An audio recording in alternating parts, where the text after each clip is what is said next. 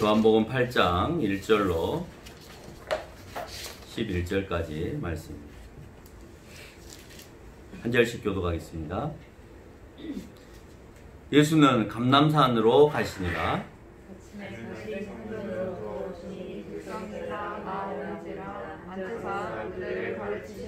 서기관들과 바리새인들이 음행 중에 잡힌 여자를 끌고 와서 가운데 세우고 예수께서 말하되 선생이여 이 여자가 가늠하다가 현장에서 잡혀나니라. 모세는 율법에 이러한 여자를 돌로 치라 명하였거니와 선생은 어떻게 말하겠나이까? 그들이 이렇게 말하면 고발할 조건을 얻고자 하여 예수를 시험하니라. 예수께서 몸을 돌리사 손가락으로 땅에 있으니 그들이 묻기를 맞이 아니하는지라. 이래 일어나 이르시되 너희 중에 죄 없는 자가 먼저 돌로 치라 하시고 다시 몸을 굽혀 손가락으로 땅에 쓰시니 그들이 말씀을 듣고 양심의 가책을 느껴 어른으로 시작하여 젊은이까지 하나씩 나가고 오직 예수와 그 가운데 섰는 여자만 남았더라. 예수께서 일어나사 여자 외에 아무도 없는 것을 보시고 이르시되 여자여 너를 고발하던 그들이 어디 있느냐? 너를 정죄하는 자가 없느냐?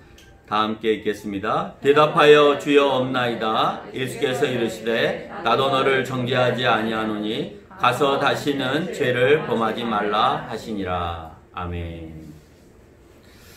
오늘 본문을 잠깐 설명을 쭉 하면 이런 내용입니다. 여러분 잘 아시겠지만 바리새인들과 서기관, 그러니까 율법을 연구하는 또 율법을 잘 안다고 생각하는 사람들이 오늘 예수님에게 한 여인을 데리고 옵니다. 근데 그 여인이 어떤 여인이냐면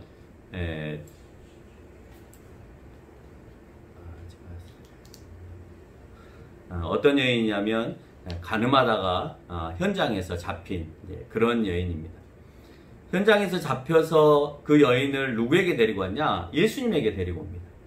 예수님에게 데리고 온 이유가 뭘까? 여러분이 한번 고민을 해보셔야 될 필요가 있고요.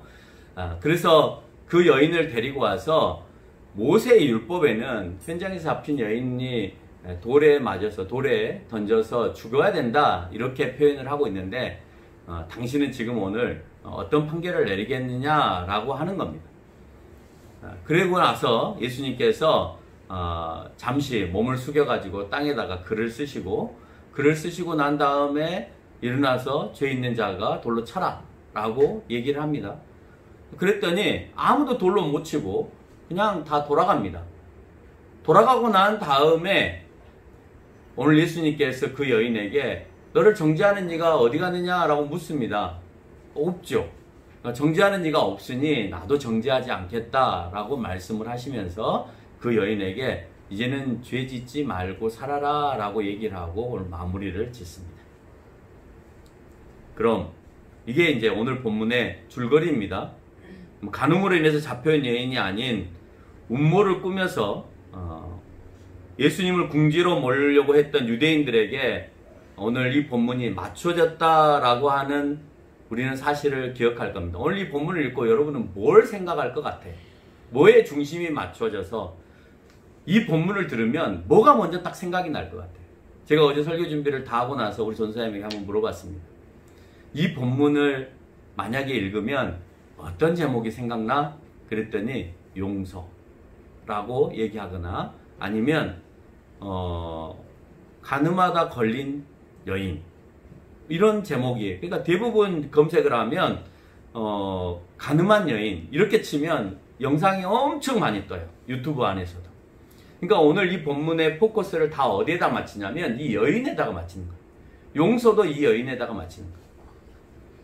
그러나 오늘 본문을 자세히 들여다보면 오늘 예수님께 이 본문은 여인에게 맞추고 있는 것이 아니라 예수님을 시험하러 온 바리새인들과 서기관에 맞춰야 더 정확한 본문의 핵심이다라고 우리는 볼 수가 있는 겁니다. 본문을 읽을 때 바리새인과 서기관이 연상되어졌다. 그러면 그분은 정말 성경을 잘 보신 거예요. 그런데 오늘 용서해준 여인에게 맞춰진다. 내가 성경을 읽을 때. 그래서 예수님이 여인을 결국 용서해 주시는구나 라고 내가 결론을 내렸다 그러면 오늘 본문의 핵심을 흐려서 보신 거다라고 말할 수가 있는 겁니다. 첫 번째로 오늘 예수님은 서기관과 바리새인들의 밥줄을 건드리고 계시다라고 하는 것을 우리는 기억해야 합니다. 예수님이요, 서기관과 바리새인들의 밥줄을 건드렸다니까요? 이게 문제였어요. 오늘 본문의 핵심에 있어서. 2절에서 성전으로 들어가시죠, 예수님께서. 왜 밥줄을 건드리는가 봅시다. 2절에서 예수님께서는 성전으로 들어오시니 백성들이 다 나와서 앉은지라 그를 그리고 가르치시더라 라고 얘기하고 있습니다. 원래는 예수님이 가르치시는 것이 아니라 바리새인들이나 서기관들이 가르쳐야 되는 거예요. 서기관은 율법을 연구하는 사람이고 그것을 가르치는 사람이기 때문에 사실 이 역할을 해야 되는 사람은 서기관들이고 율법에 능통한 사람들이 바리새인들이니까 누군가에게 과거의 모세의 오경이나 아니면 장로의 유전을 듣기 위해서 전통적으로 내려오는 또 다른 오경을 듣기 위해서는 누구를 찾아와야 되느냐? 서기관과 바리새인을 찾아와야 되는데 누구 앞에 모여있느냐? 예수님 앞에 모여있더라는 거예요. 그러니 당연히 서기관과 바리새인들은 예수님을 싫어할 수밖에 없죠. 왜? 내 밥줄이 날아간 거예요. 나에게 모여야 될 사람들이 나에게 안 모이고 누구에게 모이고 있냐?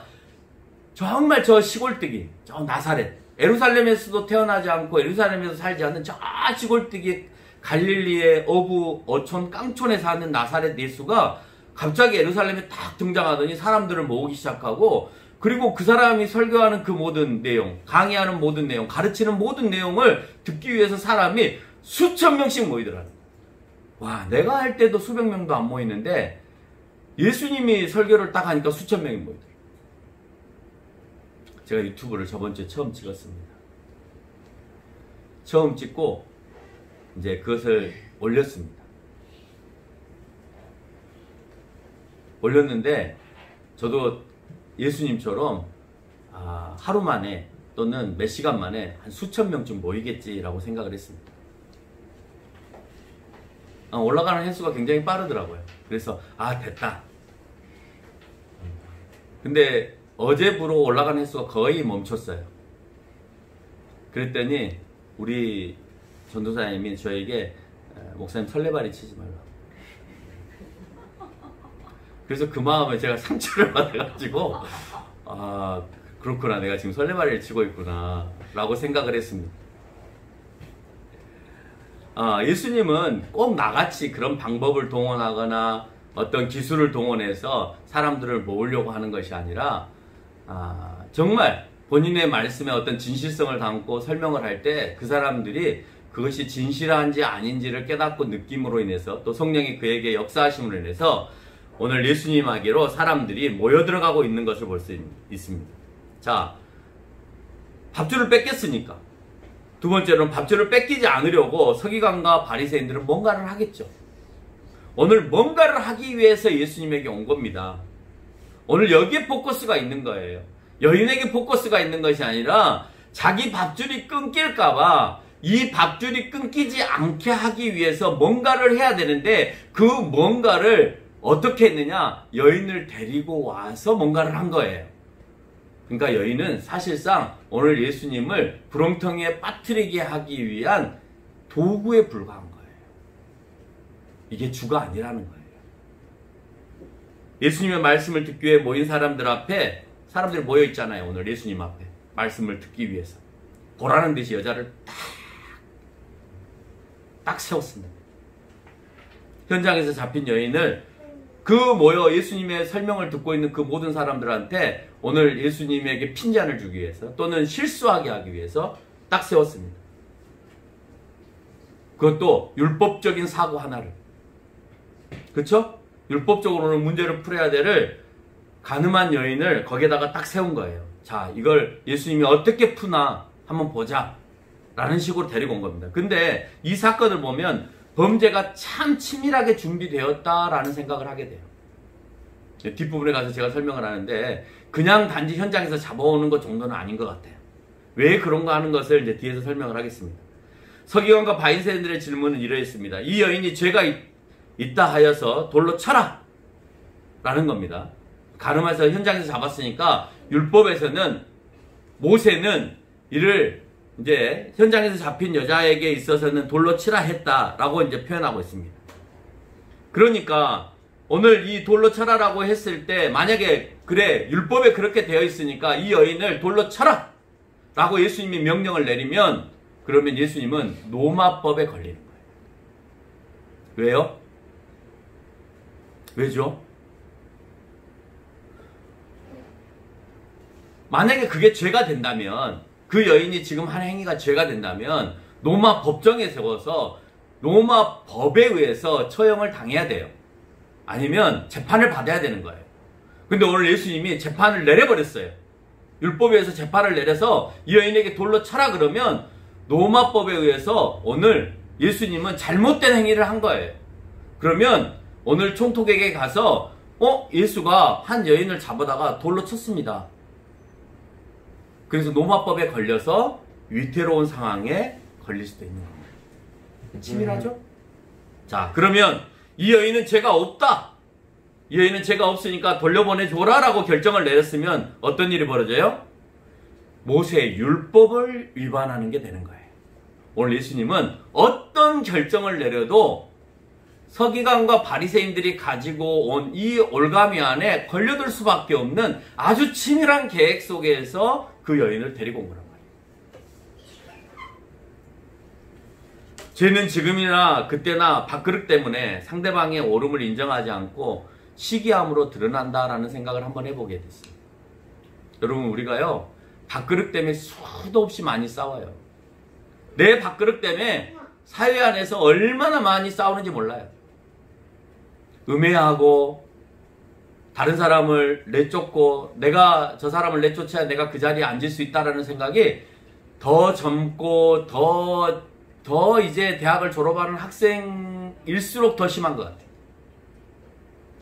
과거보다도. 과거에는 그래 네가 그러면 먹고 살아라. 내가 나가주마. 뭐 이런 멋진 선배들도 있었는데 지금은 안 그래요. 내가 저 사람을 어떻게든지 밟고 올라가야 되고 내가 뭔가라도 더 잘해서 내가 더 빨리 승진을 해야 되고 내가 빨리 승진을 해야 나보다 더 먼저 온 사람이 옷을 벗을 수 있으니까 하는 생각들이 젊은 사람들 가운데 더 강하다는 거예요. 내 밥그릇 때문에 상대방이 옳게 행동하고 있음에도 불구하고 그것을 음해하고 그 사람을 누르고 위에 서려고 하는 그 시기와 질투의 마음들이 오늘도 세상을 혼탁하게 만들어가고 있다는 거예요. 예수님 시대에만 그랬던 것이 아니라 지금 이 시대에도 똑같이 그렇게 혼탁하게 만들어가고 있다는 거예요.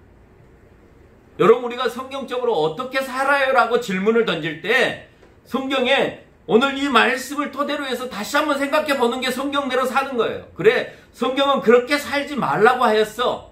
그러니까 내가 그렇게 살지 않아야 해. 적어도 나는 그렇게 살지 않아야 해.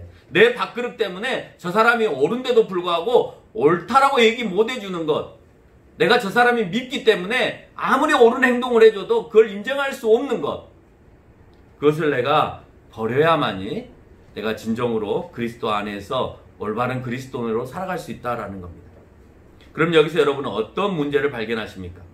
4절에 현장에 잡혔나니라는 단어가 있습니다. 문장이 있습니다. 현장에서 잡혔습니다. 누가 잡혔습니까? 여인이 잡혔습니다. 가늠하다 걸렸습니다. 그랬으면 적어도 여러분은 뭐라고 대답을 해줘야 됩니다. 치밀함을 치밀하지 않다라고 하는 근거가 여기 안에 있는 거예요. 여인을 잡았습니다. 현장에 잡았습니다. 그리고 여인을 데리고 왔습니다.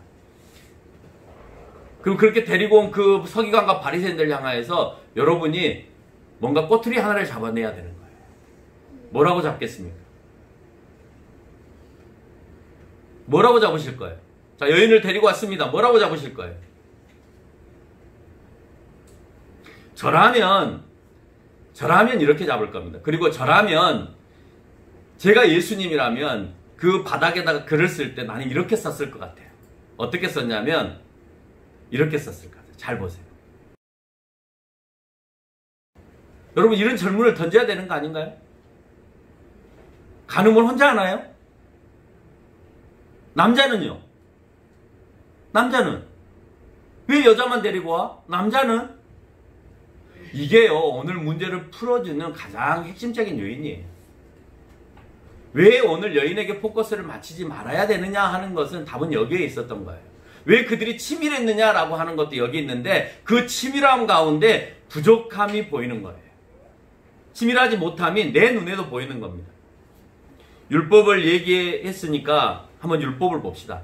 레위기서 20장 10절에 보면 누구든지 남의 아내와 간음한 자, 곧 그 이웃의 아내와 간음한 자는 그 간부와 음부를 반드시 죽일지니라 그랬습니다.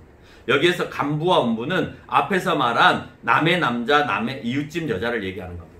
그러니까 두 번을 썼는데 간부와 음부가 히브리어는 다 같이 나푸라고 하는 단어를 똑같이 씁니다. 다르지 않아요. 그러니까 간음, 걸린, 정죄 뭐 이런 뜻입니다. 정죄라는 단어를 그렇게 쓰는 겁니다.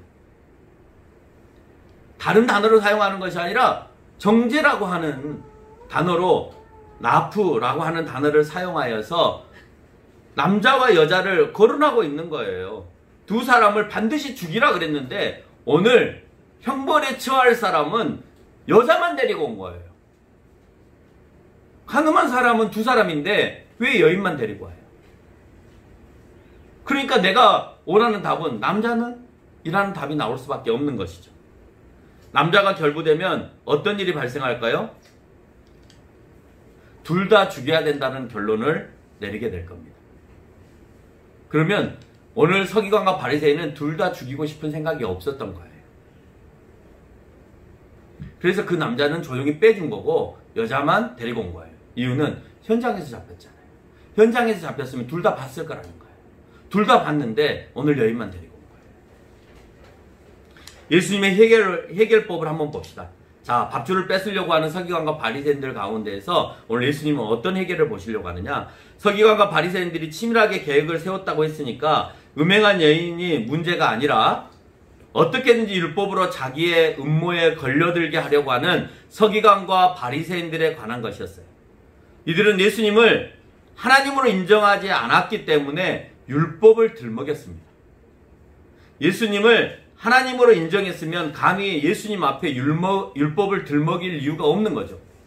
하나님 앞에 감히 율법을 얘기해요?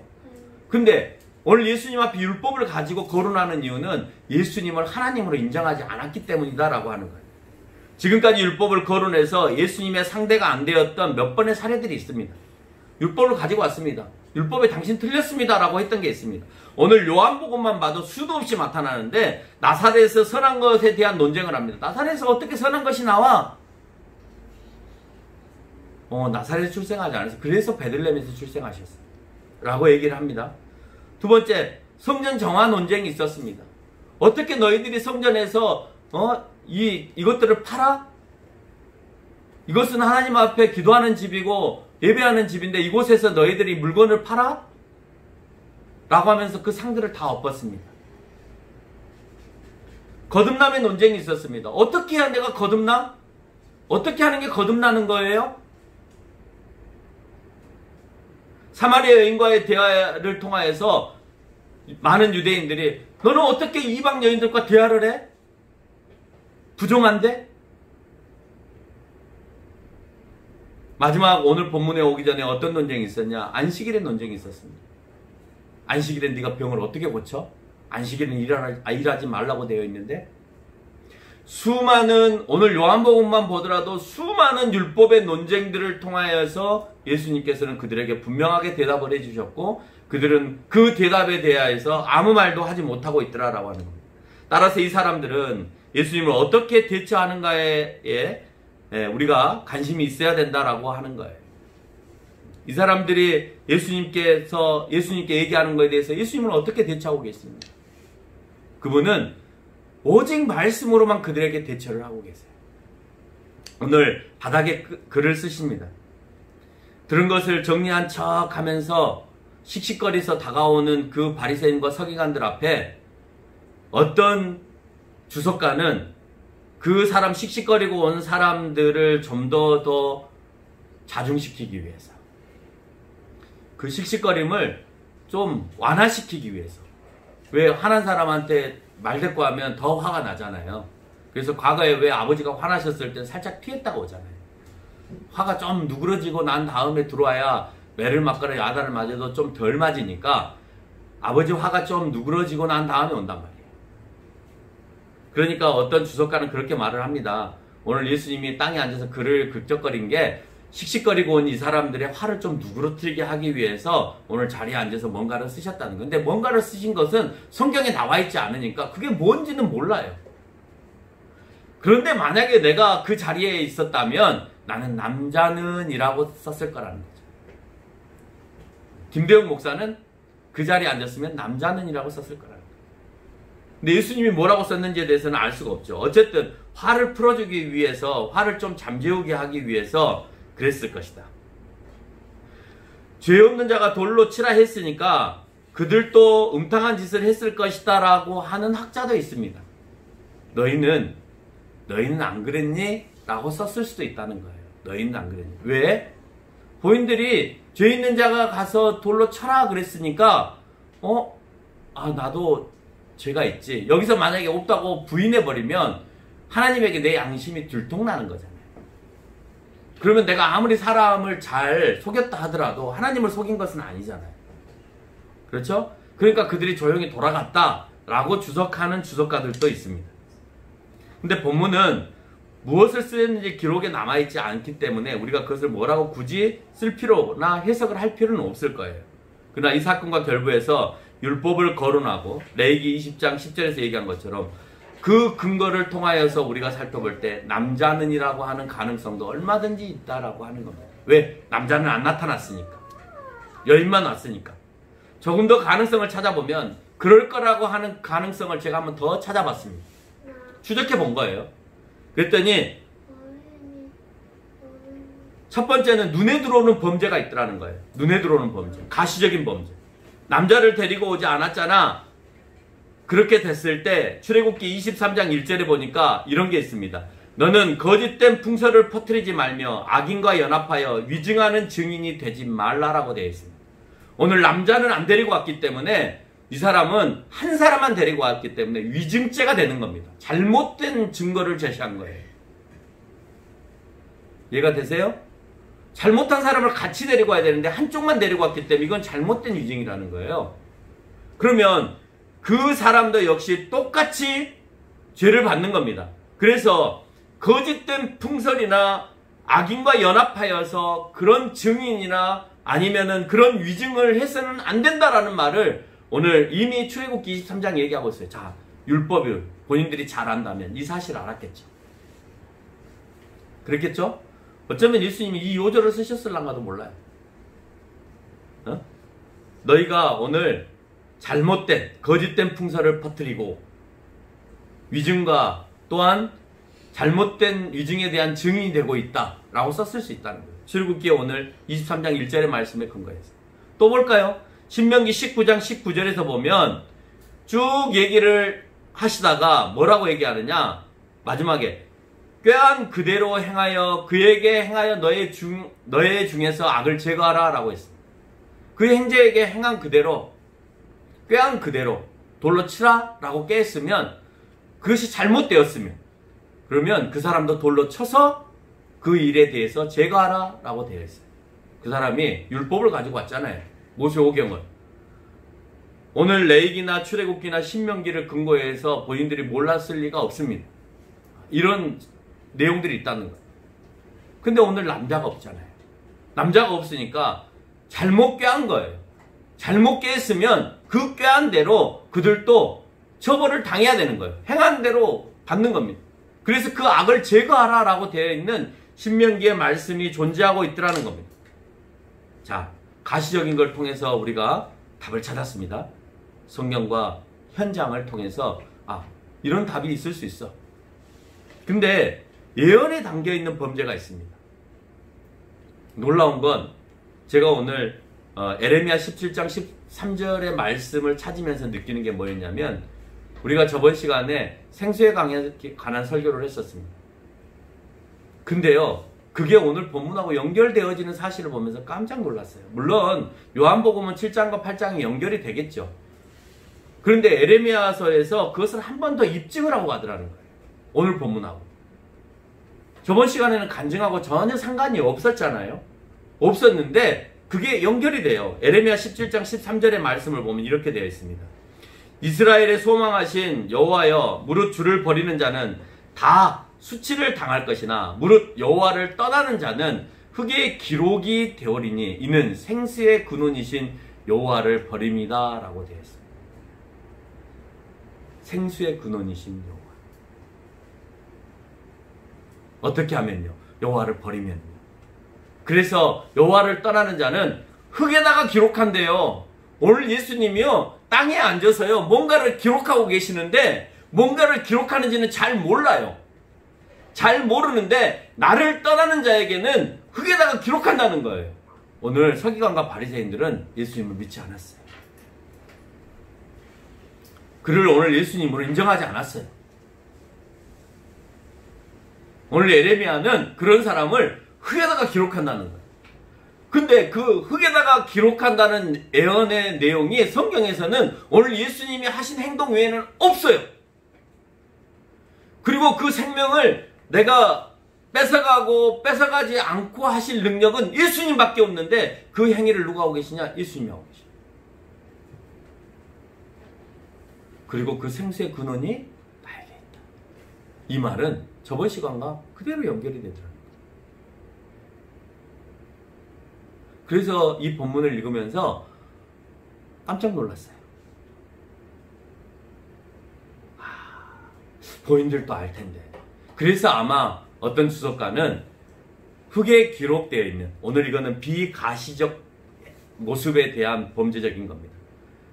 여러분, 과거 앞에 있는 것은 가시적인 범죄였죠. 사람을 데리고 와야 될 사람을 다 안 데리고 온 것에 대한 범죄 행위를 율법을 통해서 지적한 겁니다.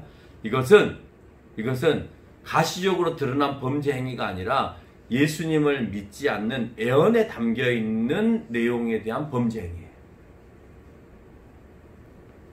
너 나 안 믿잖아.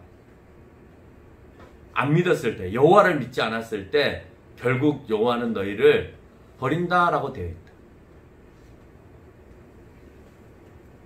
근데 내가 뭔가를 쓴다? 내가 뭔가 땅에다가 쓴다? 했을 때 본인들이 에레미야서를 잘 알고 있었으면 거기에 내가 혹시 기록이 된 거 아닌가? 라는 생각을 했을 수도 있다는 거예요. 왜? 예수님은 하나님이시다 하고 앞부분에서 너무나 많이 강조하고 계시기 때문에. 요한복음 1장부터 얘기하고 계시기 때문에. 오늘 사건이 있기 전까지 많은 사복음서에서 시간의 순서에 따라서 예수님은 본인이 하나님이심에 대해서 수도 없이 많이 강조하고 계시기 때문에 본인들이 인정만 하지 않았을 뿐이지 예수님은 하나님이시다라고 하는 얘기를 수도 없이 들었어요. 근데 그것을 인정하지 않고 그 진정한 그 여호와가 흙에 기록을 하면, 여러분, 여호와는 영이신데 흙에다가 어떻게 기록을 하겠어요? 물질적인 예수로 인간으로 오셔야 흙에다 기록할 수 있죠. 영이신데 어떻게? 물론 하나님이시니까 하실 수 있겠죠. 그렇지만 오늘 가시적으로 드러난 인간의 형상을 하고 온 예수 그리스도를 통하여서 오늘 그들에게 했을 거라는 거죠. 물론 답은 아닙니다. 그 흙 위에다가 그 사람들의 이름을 썼는지 안 썼는지는 저도 잘 모르겠어요.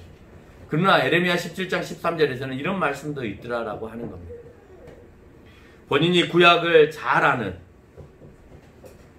오늘 본문을 통하여서 잘 아는 종교 지도자였다면 오늘 예수님께서 어떤 행동을 하고 있는지를 알 것입니다.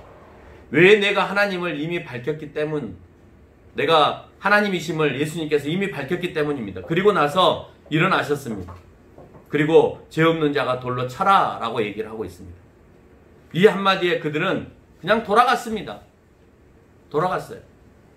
분명한 이유는 죄 없는 자가 없다는 거예요. 돌아갔기 때문에. 죄가 있다는 겁니다. 어떤 죄? 어떤 죄? 자범죄? 누구나 지을 수 있는 여러 가지 죄? 자기네들 이미 제사를 지내고 어린 양에게 죄를 전가했으니까 없다고 생각했을 거 아니에요. 그러면 어떤 죄? 자기들도 똑같은 몸을 파는 여인들과 같이 그런 범죄를 저질렀을 수도 있죠. 또 어떤 죄? 예수 그리스도를 믿지 않은 죄가 있을 수 있죠.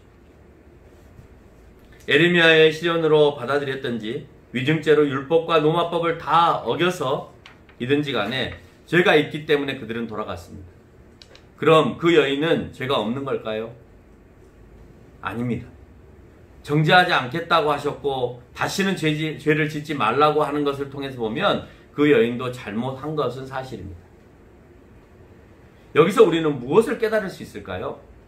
서기관과 바리새인들의 모습을 통하여서 우리도 참 많이 예수님을 시험한다는 생각을 한번 해보게 됩니다. 하나님, 내가 주일날 한번 안 나가볼게. 진짜 내가 이런 일이 있을 수 있는가 한번 봅시다. 여러분, 그런 시험 안 하나요? 내가 그냥 이렇게 한번 살아보는데 뭐 아무 일 없겠지. 이런 시험들 안 해보셨나요? 근데 그 시험은 바리새인들과 서기관처럼 자기들이 가지고 가듯이 우리에게도 고스란히 오게 된다라고 하는 거예요. 여러분, 그 시험 누가 가지고 갔어요? 그 여인을 데리고 와서 예수님을 시험하려고 했던 그 시험거리를 다시 누가 가지고 왔어요? 바리새인과 서기관들이 고스란히 안고 갔어요. 죄 있는 자가 쳐라 하니까 죄를 그대로 감고 간 겁니다. 못 쳤잖아요. 여러분, 예수님을 시험하고 나서 그 시험거리를 누가 가지고 가느냐? 또 누가 풀어야 되느냐? 결국 내가 다시 해야 되는 거예요. 어떻게? 예수님 죄송합니다. 잘못했습니다. 내가 다시 돌아옵니다. 내가 그러지 말았어야 되는데 별일 없으니까 계속 내가 예수님을 시험했습니다. 라고 하는 겁니다. 지식 우월주의와 민족 우월주의에 사로잡혀 있던 그 사람들, 예수님을 바라보지 못하고 자기의 권위를 유지하려고 했던 그것이 문제였다라고 하는 것입니다. 지금까지 교회가 목사님이 이렇게 하셨다가 중요한 것이 아니에요. 목사님이 이렇게 설교하셨어, 교회는 이렇게 지금까지 이끌어왔어, 이게 중요한 게 아니라 성경에 이렇게 말씀하셨어가 중요한 거예요. 목사님이 성경대로 얘기하지 않고 그냥 목사님이 좋아서 목사님이 하시는 말씀을 그냥 다 받아들였다면 여러분, 그것은 잘못된 그리스도인으로 가는 길이에요. 성경에 과연 그렇게 되어 있는지를 봐야 된다는 거예요. 목사님의 선포 안에서 악의가 있는지도 판단해야 돼요. 우리 목사님은 나와 했던 말을 설교 시간에 그대로 해. 이건 악의적인 거예요. 우리 목사님은 나와 기분 나빴던 일을 꼭 설교 시간에 나 들으라고 말씀하셔. 악의적인 거예요. 그건 성경도 아니고 설교도 아닙니다. 그러나 성경 말씀을 잘 해석했는데 그 말씀이 나에게 너무 뜨겁게 다가왔어요. 성경 말씀을 너무 잘 해석해 주시고 풀어주셨는데 그 말씀이 나에게 와서 빗으로 꽂혔어요. 그래서 내가 그렇게 살지 말아야 되겠다라고 생각했어요. 그거는 정말 잘된 설교인 거죠. 예수님의 해결 방법은, 그래서 예수님이 이렇게 대답합니다. 공경에 처한 여인을 건져주기 위함만이 아니라 이런 여인도 죄를 묻지 않겠다고 하신 것에서 우리는 답을 찾을 수가 있는 거예요. 그 여인을 건져주는데 예수님은 최선을 다하지 않으셨어요. 그 여인에게도 죄를 묻지 않겠다고 하셨죠. 그 여인과 함께 했던 그 남자의 죄도 사실은 해결해 주신 거예요. 오늘 예수님은 그 여인의 죄만 해결하신 게 아니에요. 그 여인하고 간음했던 그 남자의 죄도 묻지 않으셨잖아요. 물었어요? 안 물었잖아요. 그 남자의 죄도 해결하신 겁니다. 또요, 오늘 위증죄를 가지고 온 바리새인들과 서기관의 죄도 용서하신 거예요. 위증했잖아요. 위증한 것은 그대로 자기네들이 어떻게 처벌해 주기를 바라는 그 마음대로 처벌해야 되는 겁니다. 근데 그들도 용서하셨습니다. 그뿐 아니라 세상에 예수님을 믿는 모든 죄인들을 또한 용서하셨습니다. 그 사람들만 용서하셨나요? 예수님은 궁극적으로 세상의 모든 사람들의 죄를 용서하셨죠. 로마서 8장 1절의 말씀해 보니까 그러므로 이제 그리스도 예수 안에 있는 자에게는 결코 정죄함이 없다라고 얘기하고 있습니다. 정죄함이 없는 것. 정죄함이 없는 것은 예수 그리스도 안에 존재할 때예요. 여러분, 아무리 세상에서 자범죄를 지고 내가 어떻게 자범죄를 지지 않고 또 경건하게 거룩하게 산다 해도 중요한 것은 내가 그리스도 예수 안에 들어와 있지 않으면 그럼 정죄함을 받는 겁니다. 예수님이 오래 참음이 없으셨으면 우리는 이미 심판의 자리에 놓여 있을 거예요. 그 누구도 그 자리 앞에 놓이지 않을 수가 없는 거예요. 누구나 다 그 자리에 놓이게 되어진다라고 하는 거예요. 결론을 맺겠습니다. 우리는 누구도 정죄할 수 없습니다. 의로울수록 사람은 정죄하려고 합니다. 내가 깨끗하게 세상에서 살고 내가 정직하게 살면 살수록 상대방을 더 정죄하려고 해요. 너 왜 이렇게 정죄하지 못? 너 왜 이렇게 정직하지 못해? 너 왜 그렇게 살지 못해? 너 왜 그래? 저도 그렇습니다. 조금 정직하게 산다, 조금 의롭게 산다라고 생각하면 바로 그것이 자가 되고 척도가 되어서 상대방을 자꾸 정죄하려고 하는 거예요. 여러분, 그 부끄러운 모습들을 우리가 내려놓아야 돼요. 오늘 예수님께서 요구하시는 것은 그렇게 내가 의롭게 살았으니까 정죄하려고 하는 게 아니에요. 의를 따지면 예수님보다 더 의로우신 분이 없어요. 예수님보다 더 의로우신 분이 없는데 예수님은 그것을 가지고 너 죄 있다라고 금을 긋지 않으세요. 단지 자기 안에 들어와 있느냐 들어와 있지 않느냐를 갖고 물으세요. 네가 나를 믿느냐 믿지 않느냐, 네가 세상에서 무엇을 했느냐, 그것은 아직 시간이 있으니까 충분히 회개하고 그 죄를 짓지 않으면 된다라고 오늘 예수님께서는 대답하고 계세요. 그렇다고 여러분 수도 없이 많이 죄를 짓고 부정하게 살라는 소리가 아니라 기회가 있다는 거예요. 그리고 예수 그리스도를 믿지 않은 그 죄가 더 잘못됐다는 거예요. 달라스 윌라드라고 하는 사람이 모략이라고 하는 책을 썼습니다. 하나님의 모략이라고 하는 책을 썼는데 거기에 이런 말이 있습니다. 예수님을 따라서 흉내내는 순간부터 내게서 아름다움과 지혜와 능력이 나타나기 시작합니다. 예수님을 따라서 흉내내는 그 순간부터 나에게 아름다움과 지혜와 능력이 나타난다는 거예요. 내가 더 의롭고 내가 더 정직하고 내가 더 경건하면 경건할수록 그 사람을 더 품을 수 있는 능력을 가지고 있는 사람이 진정한 그리스도인이라는 거예요. 내가 더 의롭고 내가 더 정직하고 내가 더 올바른 삶을 살기 때문에 그 사람을 정죄하고 그 사람을 채찍질하고 그 사람을 뭐 하는 것이 중요한 것이 아니라 그렇게 살면 살수록 더 많은 사람들을 포용하고 이해하는 것이 진정한 삶이라는 거예요. 그렇게 살려고 내가 예수님을 닮아가려고 할 때, 흉내내려고 할 때 나에게는 아름다움과 지혜와 능력이 일어나게 된다라는 것을 오늘 달라스 윌라드가 자기가 성경을 보면서 그걸 찾아낸 거예요. 그러면서 이렇게 살았으면 좋겠다라고 얘기를 하는 겁니다.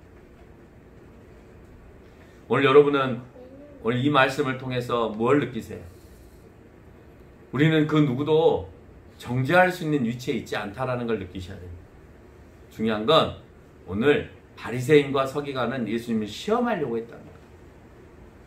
여러분의 삶 속에 예수님을 시험하려고 하지 마세요. 내가 이렇게 살았을 때 예수님은 뭐라고 하실까? 그렇게 시험하지 마세요. 정말 예수님에게 합당한 삶을 살아도 부족합니다. 근데 우리는 그렇게 살지 않고 자꾸 딴 길로 가면서 어디 한번 볼까? 내가 어떻게 사는데? 내가 이렇게 사는데도 잘 살면? 그럼 하나님 안 계시는 거네? 예수님 안 계시는 거네? 그렇게 살아서는 안 된다는 사실을 여러분이 기억하시는 저와 여러분이 되시기를 바랍니다. 우리 찬양 하나 하겠습니다. 6월절 어린 양의 피로.